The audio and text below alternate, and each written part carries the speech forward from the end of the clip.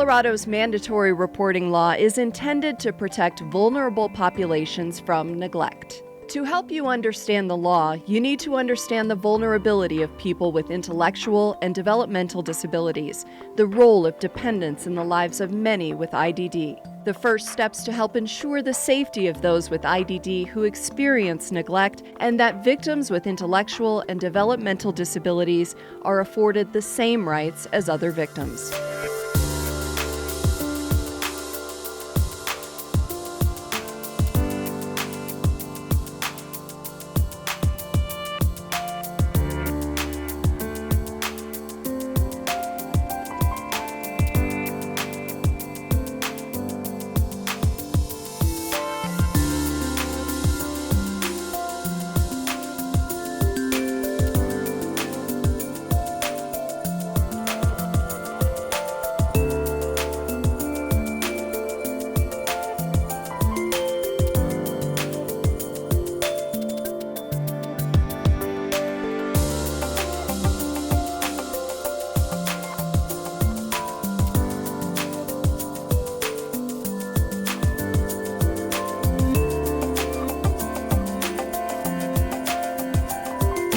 I'm Officer Laura at the Police Department.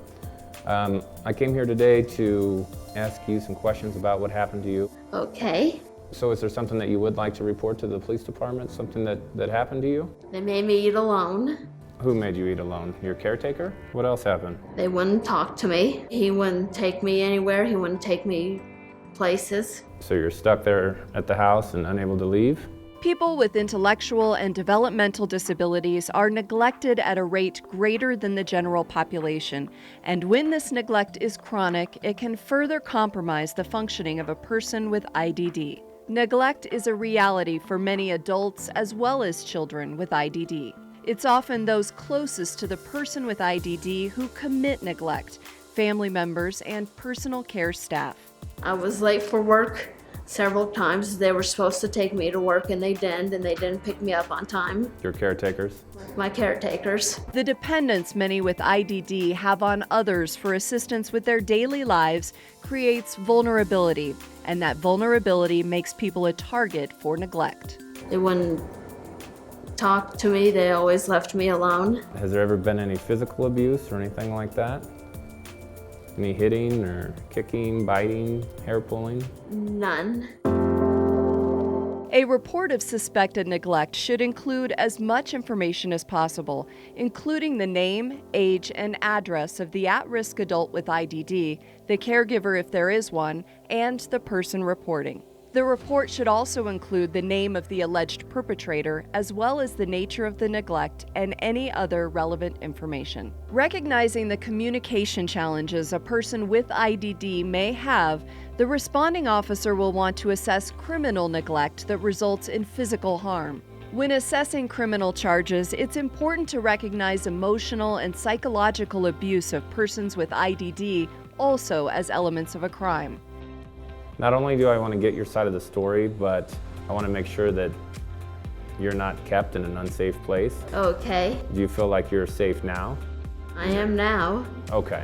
All people with IDD who receive services from a community-centered board should have a contingency plan. The responding officer should complete the notification form so the Special Victims Unit can follow up regarding that contingency plan. Make sure any medical needs are addressed and contact Adult Protective Services to help ensure the person's safety, especially in cases where the neglect is not criminal.